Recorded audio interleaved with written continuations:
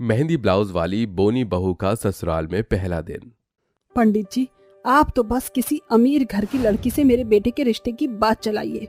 वैसे भी मेरा निशु किसी रणवीर कपूर से कम थोड़े ही है। अरे लाखों में एक है मेरा बेटा तो। बहू तो करोड़पति घर की आनी ही चाहिए। अरे गायत्री बहन जी, आप बिल्कुल भी चिंता मत कीजिए।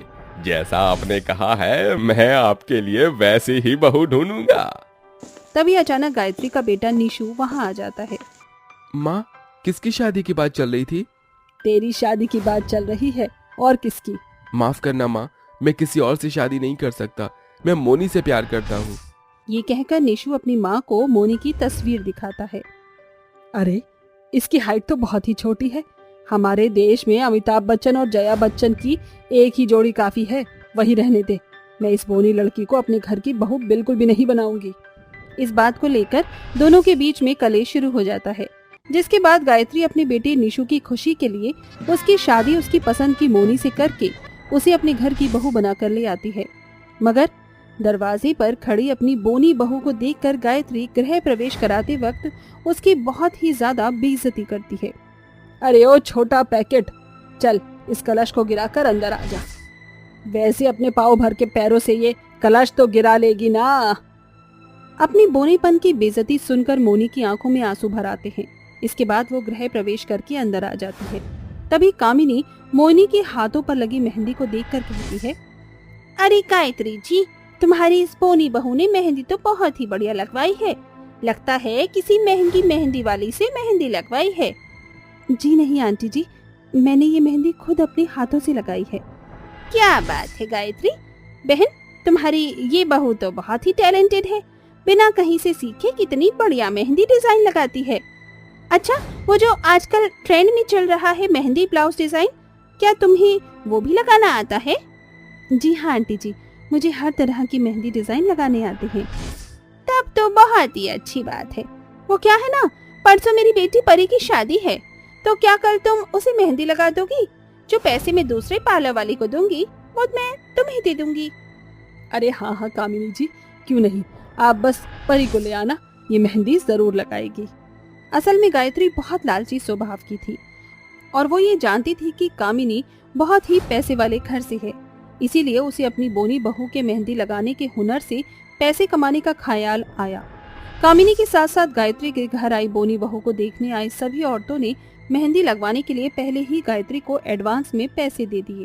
उनके जाने के बाद गायत्री मोनी को कहती है, सुन मेरी बोनी बहू, एक तो तूने मेरे बेटे से शादी कर ली और 1 रुपए भी दहेज में नहीं लेकर आई, मगर अब तू लोगों को मेहंदी लगाएगी, वरना मैं तुझे क्रिकेट की पिद्दी सी गेंद की तरह इस घर से कोसों दूर फेंक दूंगी और ले आऊंगी अपने बेटे के लिए एक अमीर घर की लंबी बहू। नहीं नहीं माँ जी, भगवान के लिए आप निशु की दूसरी शादी मत करवाना। आप जो कहेंगे, जैसा कहेंगे मैं वो करूंगी। गायत्री ये बात अच्छी तरह से जानती थी कि मोनी किसी भी कीमत पर निशु को खोना नहीं चाहती थी। शादी के पहले दिन गायत्री सुबह के 4 बजते ही अपनी बहू के कमरे का दरवाजा खटखटाती है। मोनी बहू, अरे ओ मोनी बहू, उठ जा, आज का ससुराल में पहला दिन है। सास की आवाज सुनकर मोनी जल्दी से दरवाजा खोलती है। खुल गई नींद, पूरा घर गंदा पड़ा हुआ है, जल्दी से घर की साफ सफाई कर ले, फिर तुझे नहा धोकर अपनी पहली रसोई की रस्म भी पूरी करनी है। और तुझे याद है ना, आज सोसाइटी की सभी औरतें तुझसे मेहंदी लगवाने आएंगी। जी माँ जी, मुझे याद है।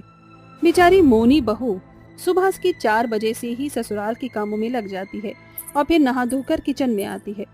क्यों री मेरी बोनी बहू, बाथरूम में जाकर जम गई थी क्या, जो इतनी देर लग गई? माफ कर दीजिए माँ जी, वो साबुन बहुत ऊंची पर रखा था, इसीलिए वक्त लग गया। हाँ ठीक है, चल जल्दी से छोले भटूरे, राजमा चावल और मीठे में गुलाब जामुन और खोए की खीर बना ले।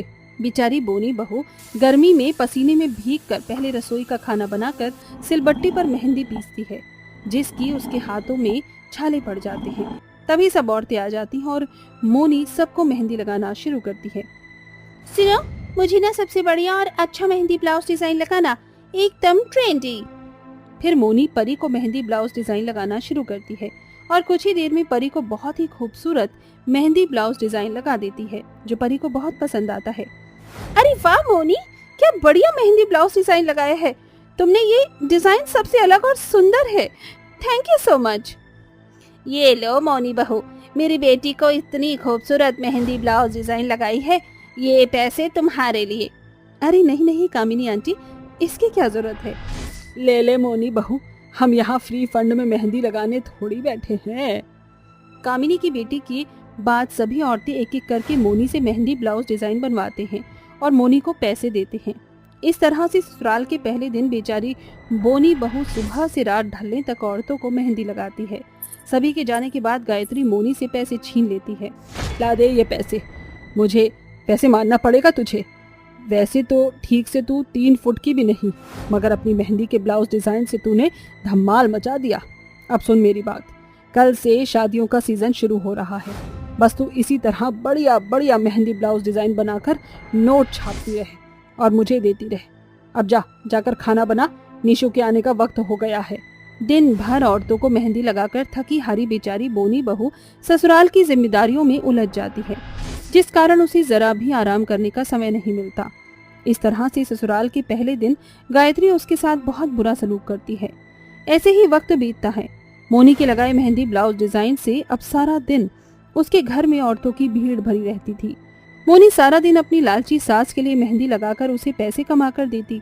इसी तरह गुजरते दिन के साथ तीज आ जाती है। उस दिन मोनी अपने हाथों में मेहंदी लगा लेती है, जिसे देखकर गायत्री कहती है, क्यों री मेरी बोनी बहू, ये तूने किस खुशी में मेहंदी लगाई है। माँ जी, आज हरियाली तीज है, मैंने नीशु के लिए व्रत रखा है और उसके नाम की मेहंदी भी लगाई है। बेड़ा गर्क हो तेरा, तेरी मेहंदी तो मैं लगवाती हूँ, चल मेरे साथ। गायत्री मोनी को घसीटते हुए ले जाकर उसके हाथों की मेहंदी धोने लगती है। माँ जी, ये आप क्या कर रही है, मेरी मेहंदी क्यों धो रही है, मैंने कितने प्यार से ये मेहंदी लगाई थी। आज कमाने के दिन में तुझे अपने हाथों में मेहंदी लगाकर मजे से बैठने नहीं दूंगी। चल कर मेहंदी लगा औरतों की, आ गई है वो। बेचारी बोनी बहू आंखों में आंसू लिए मेहंदी लगाने लगती है। तभी गायत्री अपने कमरे में जाने लगती है कि अचानक उसे हार्ट अटैक आता है और वो सीढ़ियों से नीचे गिर जाती है। माँ, कोई बचाओ मुझे। माँ जी आंखें खोलिए, आपको क्या हो गया। निशु भी घर पर नहीं है, अब मुझे डॉक्टर को बुलाना होगा। मोनी हिम्मत दिखाते हुए जल्दी से डॉक्टर को फोन लगाती है और गायत्री को होश में लाने के लिए उसके हाथ पैर मलती है और कुछ न सूझने पर अपनी साड़ी फाड़कर गायत्री के सर पर लगे जख्मों पर बांध देती है। थोड़ी ही देर में डॉक्टर आकर गायत्री की पट्टी करते हैं और कुछ घंटों बाद वो होश में आती है। भगवान का लाख लाख शुक्र है माँ जी, आप ठीक हैं। बहू, मुझे माफ कर दे, मैंने तेरे साथ बहुत गलत किया। मुझे तेरे छोटे हाइट के लिए कितना कोसा तुझे मैंने, और कितना ताना भी दिया, और तो और लालच में आकर तेरा फायदा उठाया। फिर भी तूने मुझे बचा लिया। तुझसे अच्छी बहू इस घर को और मेरे निशु को कोई मिल ही नहीं सकती थी। आखिरकार गायत्री अपनी बोनी बहू को दिल से अपना लेती है और मोनी अपनी मेहंदी लगाने के हुनर को आगे भी काम में लाती है और अपने हाथों से लगाए बढ़िया बढ़िया मेहंदी ब्लाउज डिजाइन से लोगों के बीच अपनी बड़ी पहचान बना लेती है। पूनम बेटी, मेरी बात को समझ, सांझ एक अमीर घर का बेटा है। जब उन्हें पता चलेगा कि तू मुझ गरीब माँ की बेटी है तो वो इस रिश्ते के लिए कभी नहीं मानेंगी। माँ, मुझे अपने प्यार और अपने भोलेनाथ पर पूरा भरोसा है, वो सांझ को मुझसे नहीं छीन सकते माँ।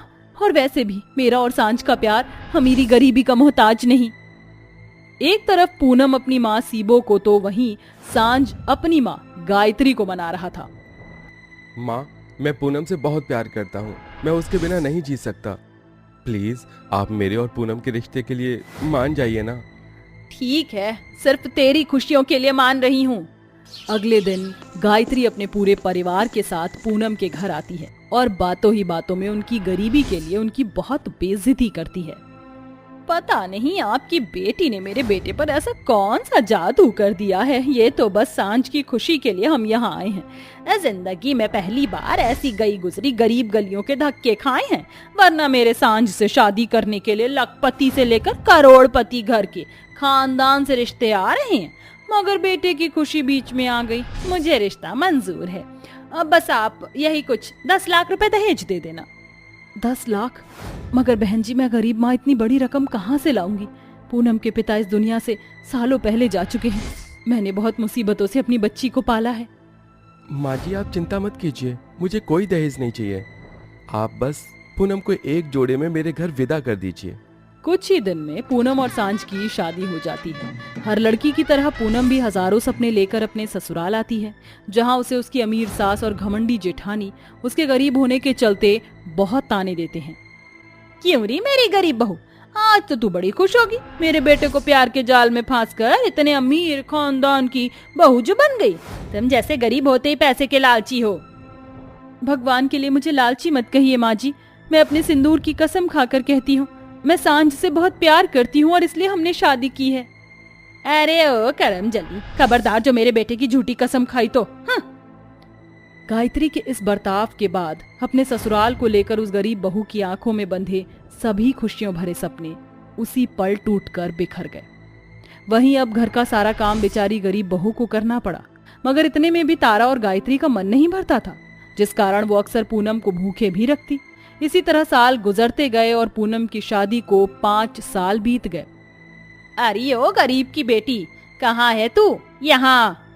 जी माँ जी, बुलाया? क्यों री मेरी बांझ की बहू, कहाँ मर रही थी? वो माँ जी मैं मंदिर गई थी, आज सावन का सोमवार है ना।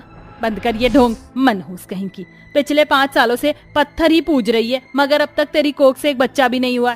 निकल जा मेरे घर से, अब यहाँ तेरे लिए कोई जगह नहीं। इस बार जब मेरा बेटा आएगा तो मैं उसकी दूसरी शादी कराऊंगी। माँ जी मुझे घर से मत निकालिए, मैं कहाँ जाऊंगी? अपनी उस गरीब माँ के घर जाओ, और तुम भी जाकर अपनी माँ की तरह अमीरों के घर में जूठे बर्तन मांजना। अचानक ही बिजली चमकने लगती है और बहुत जोरों से बारिश होने लगती है। पूनम मंदिर में आकर फूट फूट कर रोती है। भोलेनाथ, आज आपको अपनी इस गरीब भक्त की सुननी ही होगी। आज ये बांझ आपके आगे झोली फैलाकर भीख मांगती है। मुझ गरीब की सुनी गोद भर दो भोलेनाथ, वरना मैं यही सर पटक पटक कर अपनी जान दे दूंगी। अचानक से पूनम को किसी के कराहने की आवाज आती है। जैसे ही वो पीछे देखती है तो उसे एक गर्भवती नागिन दिखती है, जो कि जख्मी होती है। मेरी मदद करो। कौन है आप, और आपकी ये हालत किसने की? मेरा नाम शिविका है और मैं एक इच्छाधारी नागिन हूँ। उस जालिम सपेरे ने मेरे पति को मार दिया और मुझे भी जख्मी कर दिया। मैं गर्भवती हूँ और मैं इस बच्चे को इस दुनिया में लाना चाहती हूँ, मेरी मदद करो। मगर मैं तुम्हारी मदद कैसे कर सकती हूँ? मैं अपनी शक्ति से अपने गर्भ का अंश तुम्हारे अंदर डाल दूंगी। फिर वह नागिन अपनी इच्छाधारी शक्तियों से अपने गर्भ को उस गरीब बहू के अंदर डाल देती है। आज से तुम इसकी माँ हो, ये कहकर वो नागिन दम तोड़ देती है और अगले दिन पूनम घर लौट आती है। तब तक सांझ भी आ चुका होता है। माँ, तारा भाभी, मैं आप दोनों से फिर से पूछता हूँ, मेरी पूनम कहाँ है? देवर जी, वो देवरानी जी। इससे पहले कि तारा अपनी बात पूरी करती, पूनम लौट आती है। पूनम, कहाँ चली गई थी तुम? सांझ, मैं माँ के घर चली गई थी। मेरे पास तुम्हारे लिए एक खुशखबरी है। तुम पिता बनने वाले हो और मैं माँ। पूनम के माँ बनने की खबर से उसकी सास और जेठानी हैरत में आ जाती हैं। हर महीने के बीतने के साथ पूनम का पेट बढ़ने लगता है। पूनम इस सच को अपने अंदर छिपाए रखती है कि उसके गर्भ के अंदर एक नागिन बच्ची पल रही है। इसी तरह से 9 महीने पूरे होने के बाद पूनम को डिलीवरी पेन शुरू हो जाता है। माँ! पूनम, तुम ठीक तो हो ना? सांझ, मुझे दर्द शुरू हो गया है। माँ, मेरा बच्चा!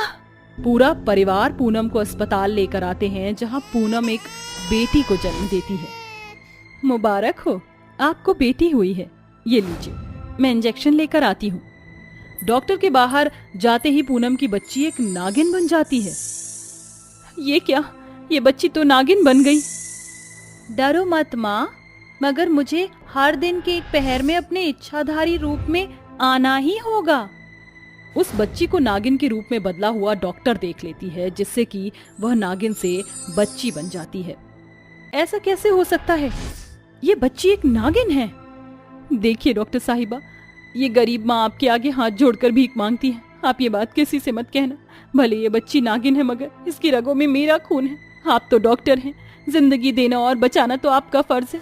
मेरी बच्ची की जिंदगी मत छीनिए, वरना मेरी सास इस मासूम को मार डालेगी। उस नागिन बच्ची से पूनम का इस कदर लगाव देखकर वह डॉक्टर किसी को कुछ नहीं बताती। एक माँ का मोह होता ही ऐसा है, उसके लिए बस उसका बच्चा अपना होता है। पूनम अपने ससुराल वालों के साथ उस नागिन बच्ची को घर लेकर आ जाती है। पूनम, तुमने हमारी बेटी के लिए कोई नाम सोचा है?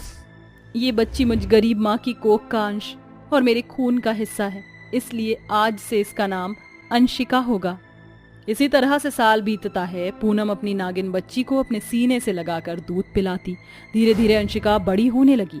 उसकी नीली आंखों को देखकर अक्सर तारा और गायत्री बातें किया करती। माँ जी, ऐसा नहीं लगता जैसे कि देवरानी जी की बेटी कोई नागिन हो? एकदम नागिन जैसी नीली आंखें हैं इसकी। मुझे लगता है हमें इस पर नजर रखनी चाहिए। सच जानने के लिए गायत्री और तारा एक साजिश बुनती हैं। पूनम बहू, कल अंशिका का 18वां जन्मदिन है ना, तो मैं सोच रही थी हम पहाड़ी वाले मंदिर चले, दर्शन भी हो जाएगा और घूमना भी। ठीक है माँ जी। बेचारी गरीब बहू को यही लगता है कि उसकी सास बदल चुकी है, मगर असल में इसके पीछे गायत्री और तारा की चाल कुछ और ही थी। अगले दिन जब सभी पहाड़ी पर पहुंचते हैं तभी वहां एक सपेरा पहले ही मौजूद होता है। उसके बीन बजाते ही अंशिका का नागिन रूप सबके सामने आ जाता है। तारा बहू, तूने तो बिल्कुल ठीक कहा था, ये नागिन है। माँ जी, माना कि मेरी बच्ची नागिन है, मगर उसके अंदर इंसान की भावनाएं हैं। इस सपेरे को रोक दीजिए। पूनम के लाख कहने पर भी गायत्री उसकी नहीं सुनती। तभी पूनम अपनी बच्ची को बचाने के लिए सपेरे की बीन तोड़ देती है। वहीं अंशिका इच्छाधारी नागिन बन जाती है और उसकी आंखों में अपनी मरी हुई नागिन माँ की तस्वीर आ जाती है, जिसे सालों पहले इसी सपेरे ने मारा होता है। तूने मेरी माँ को मारा था ना, मगर एक नागिन का डसा पानी भी नहीं मांगता। आज तेरा खेल खत्म। सपेरा भागकर गायत्री का गला पकड़ लेता है। ए नागिन, मैं कहता हूँ वहीं रुक जा, वरना इस बुढ़िया को पहाड़ी से नीचे फेंक दूंगा। अरे बचाओ, कोई मुझे बचाओ। अंशिका ना सिर्फ सपेरे को डसकर अपनी फन से गायत्री को बचा लेती है। दादी माँ, आप ठीक तो हैं? हाँ मेरी बच्ची, मैं ठीक हूँ, मुझे माफ कर दे, आज से तू मेरी पोती है। पूनम का पूरा परिवार आखिरकार उस नागिन बच्ची के अस्तित्व के साथ उसे अपना लेता है, और इसलिए कि अंशिका एक इंसान के खून से सींची गई और इंसान के गर्भ में पली थी। उसका स्वभाव अपनी इंसानी माँ के जैसा था।